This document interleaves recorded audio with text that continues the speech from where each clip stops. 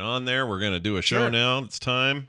We got the recording going. Everything's coming through okay. So here we go. I'll count it down in 3, 2, 1. If you tie the nut to a string, he grabs it. The more you pull, the harder he pulls. See how he bites off the shell to get at the nut? He knows how to get what he wants. A squirrel is a smart little animal. Don't you think so? Nothing like a spooky dookie.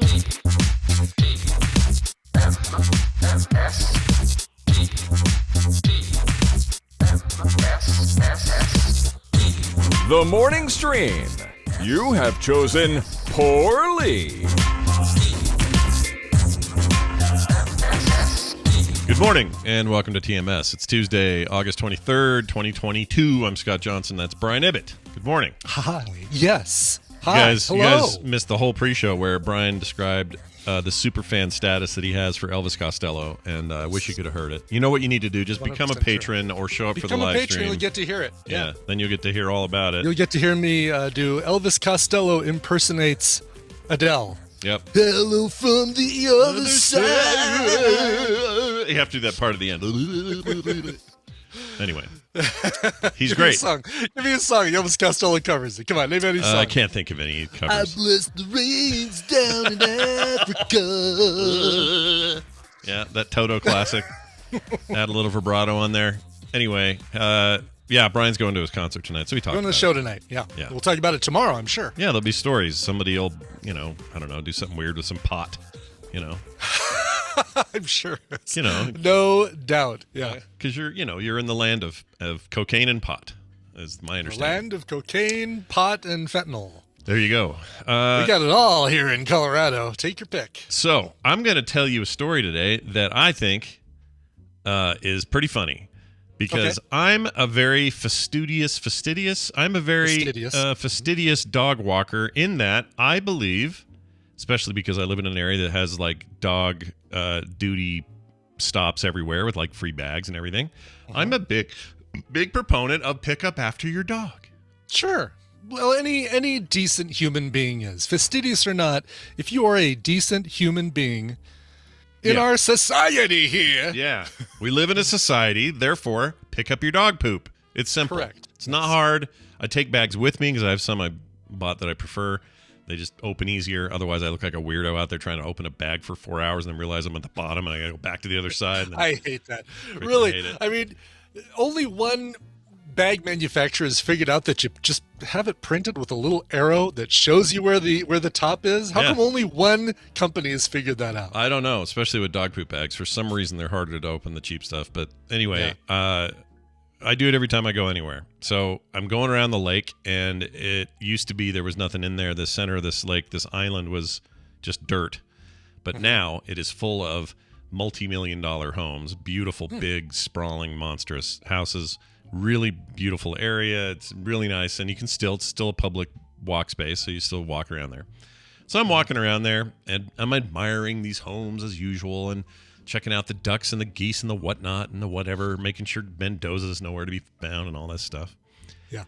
Dog has to do what I call Phase 2 Del Boca Vista, which is her second trip to the number 2. Got to drop off additional kids at the pool, and. Oftentimes, and then once those kids are out, I got to poop. Yeah. And oftentimes, they are not.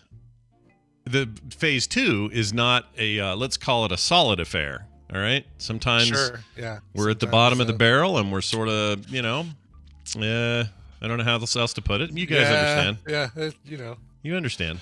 So this comes out. Sometimes the cereal's crunchy. Sometimes it's soggy because it's been in the bowl for a while. And sometimes it's full on liquid. That's what happened here. So Rainer proceeds to just have a liquid moment. All right, and it's fine. It's fun. Diarrhea, right? That's what comes out of her. Diarrhea. And so I go, oh well, there's no picking that up because it's literally it's not without a shovel and like cutting the ground around it like you're nuke it from a tree. Orbit. I can't. There's no other way to get it. So I'm like, oh well, all right. I put the bag back in my pocket and we keep moving. Now this is on a public strip of grass that's not actually attached to this lady's yard, but a lady comes out of her what do you call it? Her rear thing, back porch. No, deck is what I'm trying to say. The word deck is what I was aiming for. And she comes out and she goes, "Oh, no, no, no, no. Oh, no, no." Like that. And I go, "Excuse me?" And she goes, "You can't just have your dog poop and not pick it up. Don't you know the rules around here?" And I said, "Oh, no, I'm fully aware of the rules. If you want to come take a closer look, though, this is, she did a liquid poopy," I says. I said to the lady. Yeah, good. She goes, I like that. She goes, "What?" And I said, "She has diarrhea," I says. And she goes, "Oh, well, just make sure that next time," and I'm like, she just kind of kept going on, and I just started walking. Right. She wanted to but I came out here to yell at you, and you came up with a good response, but I still feel like I need to say something. And you know what? I was perfectly prepared for her to just walk. I wanted her to come down there and check out the evidence. Come take a look. How would you get this off You could say, "Look, I've got bags for the solid stuff. There's nothing I can do about this unless you've got some police tape." Right. And by the way, I'm still carrying bag number 1 full of droppings number 1 because we hadn't gotten to a station yet. So I have proof that I do pick up. And then over here I have a case where I can't do anything about it, and I've got her up there being as Karen-y as possible, just overlording over anybody. I'm like, I get that there's some people that don't, and you know what? Go ahead and yell at them. But you got to check first. Make sure it's not, I have a reason. Here's the thing. I feel like I would do the same thing. If I'm sitting in my front window or whatever and doing something, I happen to look out, I see someone walk by and their dog poops on the lawn and they start walking away. I probably would come out. I don't know if I'd be like, "Oh, wait a minute." I'd be Hold on. "Oh, hey, guys, do you need a bag or something?" I probably would do that. Yeah. Even if she just said, "You need a bag?" If she just said that, I said, "Oh, it's, she's got the runs." "Oh, okay." Yeah. And then we would have had a better human-to-human experience. Exactly. Yeah. So when you come in swinging, assuming things, gosh dang it. It's like so annoying. This one is less frappuccino, more caramel macchiato. That's right. I don't know what else to tell you, lady. You want to come out here and give it the freaking, I don't know, check it for its pH balance? Like, what do you want? How much do you want out of me? So what was the final interaction? It was just, okay, well, yeah, and her talking to me walking away. I didn't hear the end of it. I just kept walking. But now I know which house is hers. And she has a whole bunch of fish wind socks. So this is like, when I say a whole bunch, Brian, what's a whole bunch? Give me I want a rough estimate. How many? I should have got a picture because it's pretty funny. Her entire deck, which is very big and wraps around the house, every 6 inches is a different colored windsock that is a fish shape and color and like drawing of a fish on it. And it's like it goes all the way around. There's probably, I don't know, there's probably 100 fish windsocks. Seriously? Yeah. Oh my gosh. Yeah, none of them are. What is she, like a meteorologist? Like, who needs to know? Is she gonna be like Thor Heyerdahl and sail the Kon-Tiki to the New World? That's really a great question. What's going on? How much wind does she need to know? I don't know. I have no idea. There's not even wind. It was kind of breezy, and the wind's not even making these socks move. So I don't know what the point is. It just made me realize, I can't wait for the correction emails that we're going to get about whatever the name of Thor Heyerdahl's boat. If it was the. I thought it was the Kon-Tiki. I'm sure I'm wrong on that. The Kon-Tiki. Hey, Kazma, whoever in the chat thinks you're right. I did get it right. Is that right? Thor Heyerdahl sailed the Kon-Tiki? Okay. All right. Thanks. Good. Yep, there you go. Whew. Anyway, it was dumb. It was a dumb interaction. I regret all of it. And I hope I poop there again. Or I hope my dog does. I don't care if I do. I don't know. Okay. We got a Battle Cat email from somebody who wants to call Brian out a little bit. This is Mira Michi CD in the chat room. I don't know if he's there today. Mira Michi CD, which I've replaced Mira Michi CD with streaming versions. But. Yeah, they take up so much room and they're a pain to rip, and I get it. I feel you. Anyway, he says this: Dear Boyce Town and St. John, they're communities in his area, he says. Okay, all right. Did I hear Mr. Coverville? I'm going to do it the way it's written here. Did I hear Mr. Coverville with a space? Yeah. With some Battle Cat slander at the beginning of Monday's TMS? I cannot stand for this, so I will sit and wave my fist, not very seriously at all, Chris. Well, Chris, He did. He besmirched the good name of. I did, and listen, Battle Cat was fine. It was Orko was the problem with that show. Orko was the snarf equivalent of that show. Yeah, because Battle Cat was rarely in Battle Cat, or was rarely in Cringer form for very long. Cringer. Yeah, he was Cringer for a bit, but then always very quickly was Battle Cat. Whereas Orko is Orko 100% of his day. 24/7. Yeah, and he's terrible. Orko is an abomination. Yeah. Do you think did Prince Adam give Cringer the name Cringer, or did when he picked him up from the from the rescue Dumb Friends League, his name was already Cringer? Or I think Two Man owned him previously, so he probably was. That's why he was so nervous, because Two Man used to have him. Yeah, I don't know. They never got into where Cringer's origin story is still a mystery. Everybody. Yeah. It's unfortunate. Yeah, I want to know who gave him that name, because that's just mean. Yeah, it is mean, because he's a cringy little piece of shit until the sword somehow the sword affects both He-Man and Cringer at the same time, and he doesn't have to be sitting on Cringer for the transformation to take place. Right. That doesn't make sense. Why doesn't it affect other people around He-Man? Yeah. If it affects the cat that's around He-Man or Prince Adam. Sure. Prince of Eternia, Prince Adam. Prince Adam. I'm yes. Prince Adam, Prince of Eternia, and keeper of the secrets. Hey, real quick, someone in the chat says, Orko was cool in the recent series? Really? Well, I admit I haven't seen the recent series, so I can't. I can't judge either. But how do you make Orko cool? That's the Kevin Smith one, right? Yeah, but how do you make Orko cool? How does that happen? How does that work? It doesn't. I don't know. It's literally not possible. All right, let's move on to this one. Hey, we talked about that handsome Conrad guy yesterday. Yes, rugged man. Rugged Conrad, former Utah, now Colorado, visiting dude, Mike in a book, hyper climber guy, right? Yes. Well, in this email, I forgot to play this. Send and receive email. In this email from Tim, he says, "Hey, scramble and belay." These are climbing terms. Nice. Is it like belay that order? Kind of is that the use of that? Similar. It's a. If I remember correctly, it's a thing you put in the rock that you guide your. Oh no! Belay is to go back down the rock, like you're belaying, like you're holding the rope in such a way that you're not just going to go right down the side of the rock face. You're holding your rope is in a belay that keeps a steady descent, a steady slow descent. This is going to sound a little odd, but the way Brian went like that. Yeah. That told me that you have wanted to make that sound. I know this isn't true, but it made it sound like you've been holding that noise for about a month and are so stoked to finally make it. I don't know why. Finally, I get to use that sound. I don't know why. There's something about your jubilant usage of. Can't explain it. Anyway, well, all right. So there's that. These are all climbing terms. Just listen to episode TMS 2338, and Brian talked about lifting for Conrad Anker. Conrad Anker is one of the most famous modern climbers in the sport, and his story is immensely interesting. There was a documentary on Disney Plus about him called Torn, which is not about Rip Torn, the actor. Or about Natalie Imbruglia. No, none of that. Oh my gosh, I haven't heard that song in so long. Which is worth a watch if you're interested in all knowing more about his life. The basics of the story is that Conrad's climbing buddy and best friend Alex Lowe died tragically in a climbing accident, leaving his wife and 3 sons behind. Conrad, being Alex's best friend, took it upon himself to care for the family as they dealt with the loss. During that time, Alex's wife Jennifer finds comfort in his companionship, and they get married.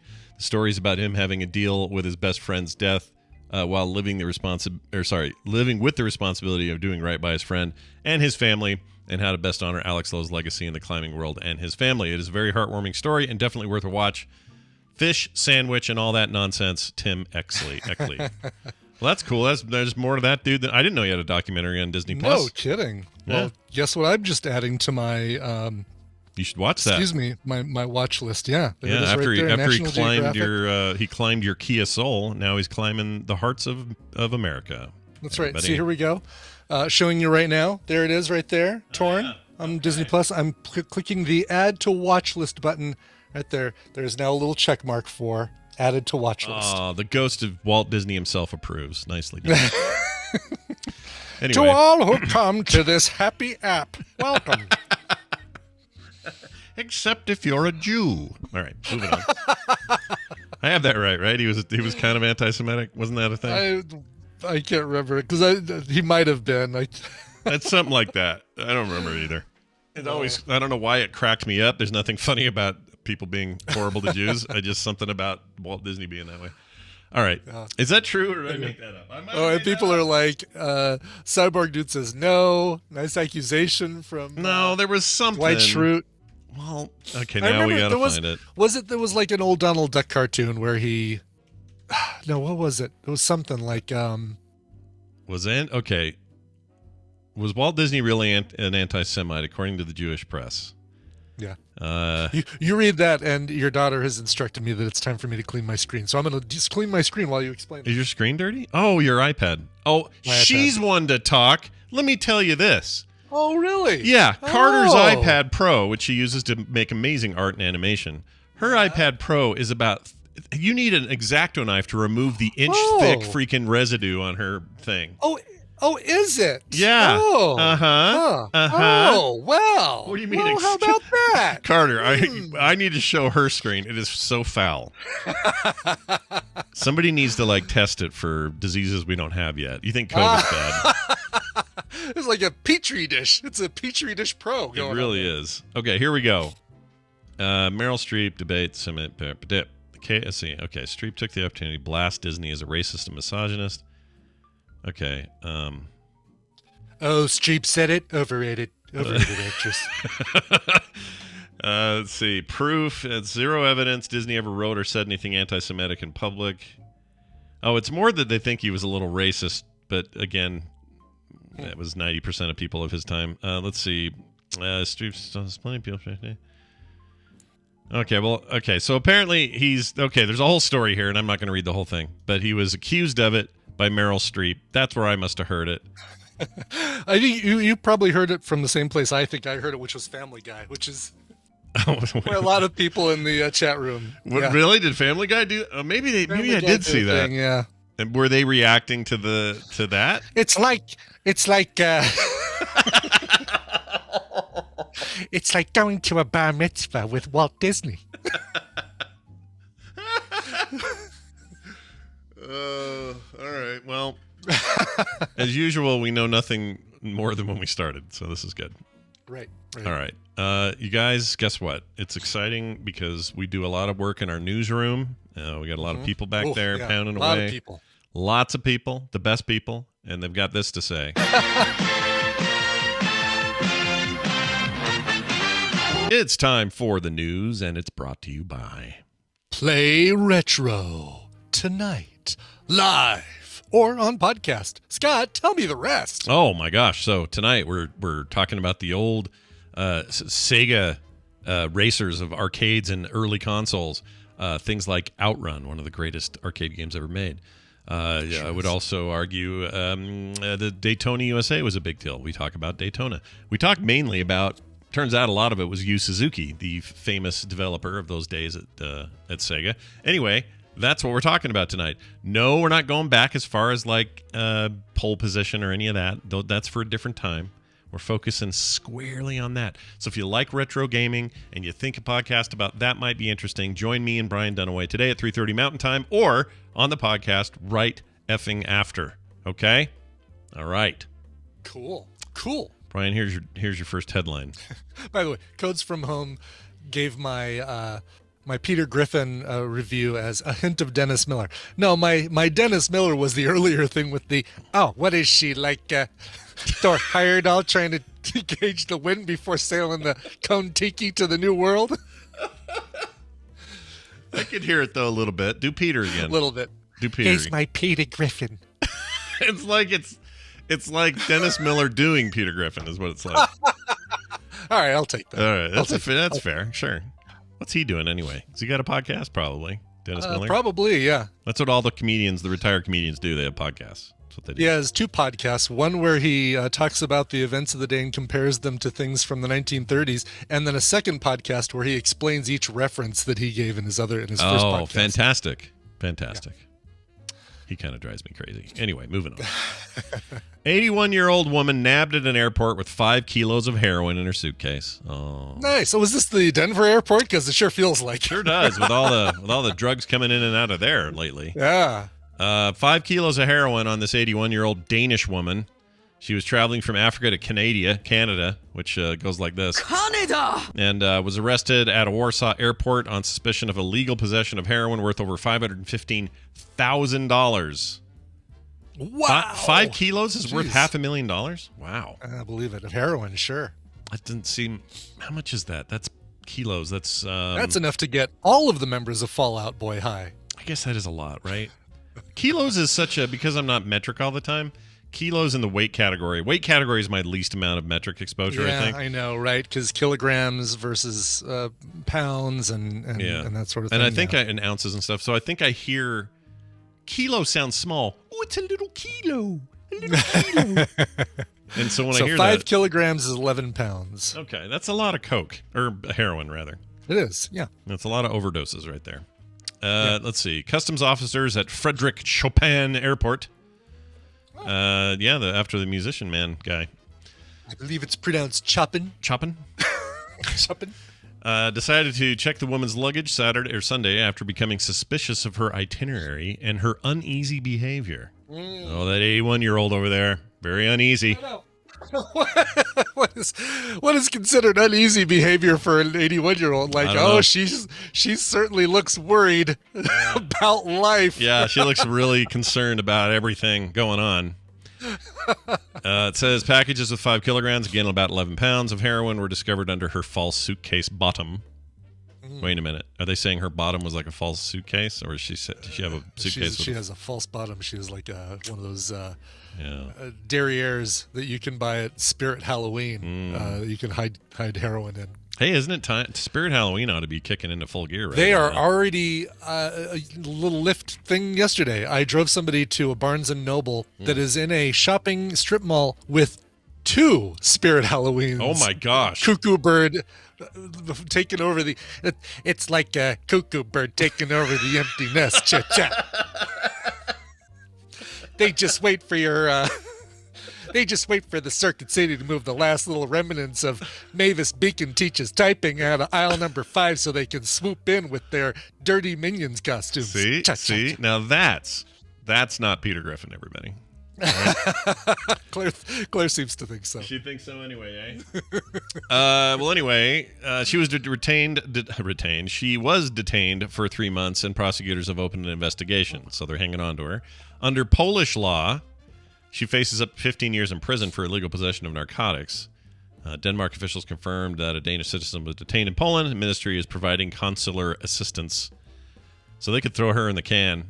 But see, this is why you use a really old lady, because you think, oh, they'll never stop a nice old grandma in their 80s. Right. And there she is with her false bottom and her heroin up and thing. I asked that old lady over there for a hard candy. She didn't have one in her purse, so I think something's up. Put her in detention. Oh, my gosh. This is probably true of you as well. My grandma had an actual jar full of actual hard candy, like those stupid every things. grandma does. What was the deal there? Why did they do that? Because I can tell you... They just never wanted to be anywhere without hard candy. Like my grandmother, both my grandmothers, and probably my step-grandmother... also has hard candy at any given time. I need to ask her. Next time I see her, I'm just going to say, just out of curiosity, got any hard candy? They call them the greatest generation for a reason, Brian. That's right. This is it. That's absolutely. But they would all stick to each other. You'd open up that jar. You'd have to shake it a bunch and bang it around so that one would go loose. Like how that works in the South. In humid climates, it's one piece of. It's like it's like a ship in a bottle. That thing. You're never going to get it out because it's all one congealed mass of hard candy. Chat says Great Depression. Yeah, some of that. Probably, always have stuff on hand. Always have a cheap source of quick energy, I suppose. I don't know. She also did. I guess. Yeah. I'm a budding grandparent. Look, I've got a jar of hard candy right here. This is my jar of atomic fireballs. Those are hard. They're hard. These are hard. They're candy. They're individually wrapped. And in my car, I have them. In the inside pocket of some of my jackets, my winter jackets, I have them. It's like, if I need If I just need a mint or just something to occupy myself, then I'll pull out an atomic fireball. Maybe Kim's version of this is a giant metal pot full of jambalaya always available in the fridge. Maybe that's what this is. maybe that's how it manifests itself first. Yeah. Gen X decided we're going to take this a different direction. So, Right. Now, as she gets older, that jambalaya will move out of the fridge into little individual Tupperware containers that will be kept in a purse on the go to hand to people who need them. Just little to-go balls, like a little, I don't know. You could do? You could squeak all the air out of this tiny Ziploc, then Ziploc it in. Now you got like 4 or 5 of those in your purse. Oh, yeah. Piece of cake. There you go. Yeah. Exactly. She's on her way. Anyway, we hope this old lady understands what the hell she did and doesn't go to... I hope she don't... Look, I don't know why I feel this way. She committed the crime. You got to do the time. Mm-hmm. But do they give any leniency for just like she's 81? Can she do the Uncle Leo and go, I'm old. I thought I paid for it. Can she do that? Maybe she can do that. If any lawyer worth his salt is certainly working on I didn't know what I was doing defense. Yeah. Easily, yeah. Yeah, that's what I would do. But those Polish, man, they'll come after you. They'll get you. All right, here's a story about Chipotle. Yes. I've only ever been to a Chipotle once. Have I ever told you that? One time. No. And not because I don't want to go again. I just went the one time. Is it's not convenient to you? Or there's Chipotles more stuff. near you? There's more stuff closer. If I was going for that kind of thing, we still don't have a Qdoba either. So. Oh, really? There is a Qdoba less than a mile from my house. I can walk there in probably 10 minutes and have a burrito that's bigger than any person really should consume on their own. That's true. That walk isn't going to burn that off, No. Not that close. Not less than a mile. Well, anyway, Chipotle is in the news because they got a new scented candle, which they say is a nod to customers who, quote, accidentally, unquote, fill water cups with lemonade.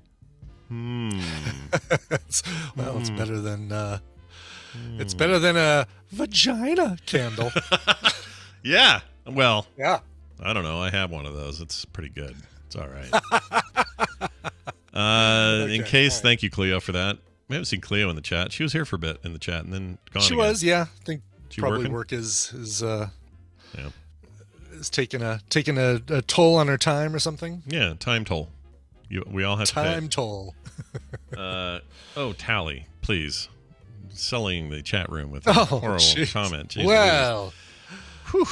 Anyway, it's not that at all. That's the other thing. That vagina candle from Gwen, or what's her name? Gwyneth Paltrow. Yeah, I was going to call her. I can't even think of her name in Iron Man now. What's wrong with me? Oh, Pepper Potts. Pepper Potts. Jeez Louise. Pepper Potts.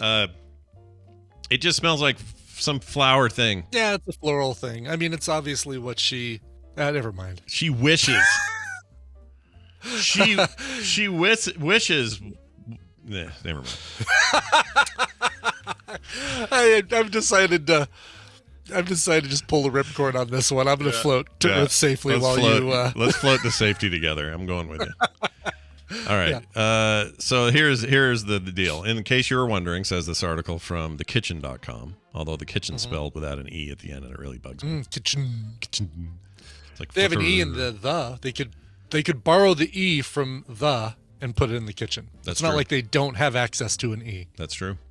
Yeah. It says, in case you're wondering, Chipotle is well aware that every cup of water they give away is not actually being filled with water at the self-service drink fountain. It's often been a topic of conversation across the company's social media platforms, and now it's become the clever inspiration for a new lemonade scented candle.